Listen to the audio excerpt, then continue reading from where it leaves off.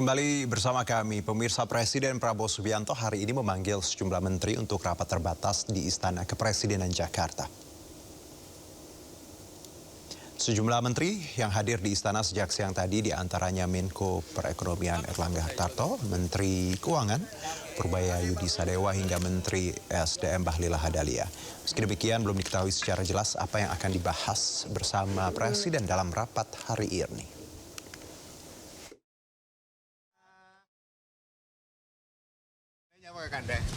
Hari ini ada rapat ya sama Bapak Presiden. Agendanya nanti setelah kita rapat baru saya akan kabari. Saya Menteri SDM.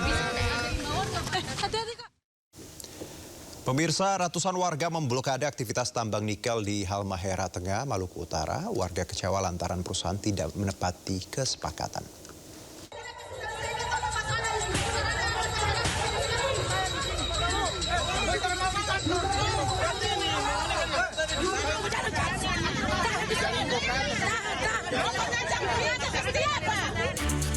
Aktivitas perusahaan tambang nikel PT Mining Abadi Indonesia digeruduk warga desa Sagea dan desa Kia, Kabupaten Halmahera Tengah, Provinsi Maluku Utara. Masa aksi yang didominasi ibu-ibu ini menagih janji atau kesepakatan yang sudah dibuat. Kita ini tidak mungkin dia begitu, tidak mungkin dia bikin pertemuan di pusat terus. Masa menduduki dan memblokade seluruh kegiatan perusahaan tambang, terutama aktivitas pembuatan ore nikel ke kapal. Aksi warga dua desa ini dikawal ketat aparat kepolisian. Aksi warga ini dipicu lantaran pihak perusahaan PT Mining Abadi Indonesia hingga kini belum juga menepati janji kesepakatan. Sudah 5 kali dijanji terpenuhi. Terpenuhi, Pak. Kalau penuhi berarti kita taruh di sini. Kalau penuhi berarti ibu-ibu taruh di sini. Haknya apa ini, Ibu? Haknya cuma pemuatan. Oh, Pemuatan 1 kakak 350. Itu yang kita tuntut karena perjanjian dari Shanghai. Sementara itu, upaya pemerintah Kabupaten Halmahera Tengah berupaya menengahi kedua pihak dan segera menyelesaikan masalah, sedangkan masyarakat bersikeras dengan kesepakatan awal. Dari Ternate, Maluku Utara, Ismail Sangaji, iNews melaporkan.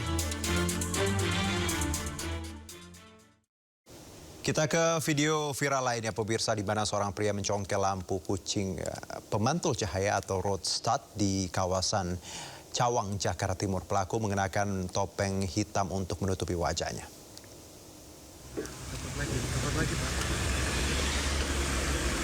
Ya, seorang pria mencongkel lampu mata kucing penanda marka jalan di kawasan sebelum underpass Cawang, Jakarta Timur. Selasa dini hari, pelaku yang mengenakan topeng gunakan martil untuk mengambil fasilitas umum tersebut.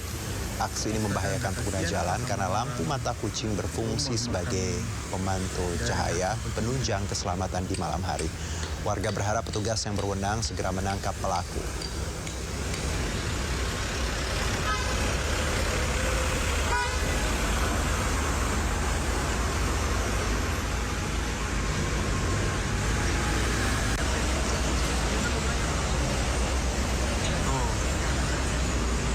Copot-copotin, guys.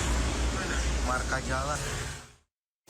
Polisi meringkus pelaku pencurian besi rangka tembok pagar jembatan di kawasan Sunter Agung, Tanjung Priok, Jakarta Utara, Selasa malam. Penangkapan kawanan rayap besi ini terjadi hanya beberapa jam setelah video aksi pelaku viral di media sosial.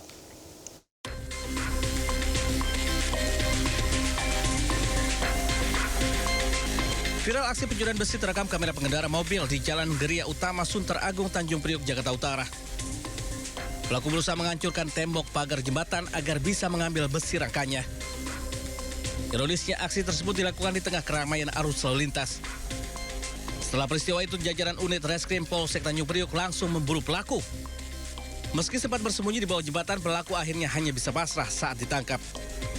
Selain pelaku, polisi juga mengamankan 2 orang lainnya. Sejumlah barang bukti besi hasil curian juga diamankan. Kini ketiganya dibawa ke Mapolsek Tanjung Priok, Jakarta Utara untuk menjalani pemeriksaan. Dari Jakarta, Rizky Falufi, iNews melaporkan.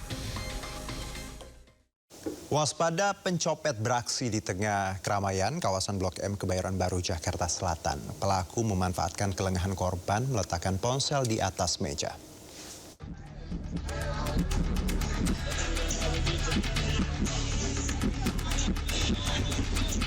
Inilah rekaman CCTV saat seorang pria pelaku copet beraksi di kawasan Blok M, Jakarta Selatan. Dalam rekaman CCTV, pelaku beraksi seorang diri, sempat mondar-mandir memantau lokasi. Saat korban lengah meletakkan ponsel di atas meja, pelaku pun dengan cepat mengambil ponsel tersebut dan berlalu. Pihak kepolisian Polres Metro Jakarta Selatan mengaku telah mengetahui hal tersebut dan telah melakukan pengecekan di lokasi. Namun, kasus pencurian dengan modus copet ini tidak dilaporkan ke kepolisian. Nah, kita lihat bahwa banyak kerumunan-kerumunan yang memang membuat adanya kesempatan ya yang terjadi tentang kejahatan. Nah, dari kejadian ini terus kami berupaya untuk ya anggota kita terjunkan ke lapangan, baik itu patroli jalan kaki maupun patroli secara mobile. Ini dari kepolisian sudah kita laksanakan. Polisi pun mengimbau kepada masyarakat, khususnya para pengunjung di tempat ramai, agar lebih berhati-hati dalam menjaga barang bawaannya. Dari Jakarta, Helmi Sajangbati, iNews melaporkan.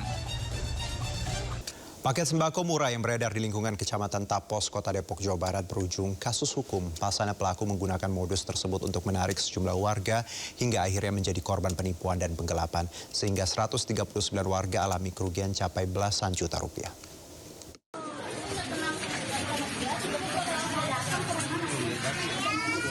Sejumlah warga menggeruduk rumah terduga pelaku yang menjual paket sembako murah dengan menawarkan dari pintu ke pintu di lingkungan RT 02 RW 04 Tapos, Kota Depok, Jawa Barat. Terduga pelaku melancarkan aksinya dengan iming-iming setoran uang senilai Rp100.000 dan akan mendapatkan paket sembako senilai Rp300.000. Korban yang tertarik kemudian diminta melakukan pembayaran terlebih dahulu.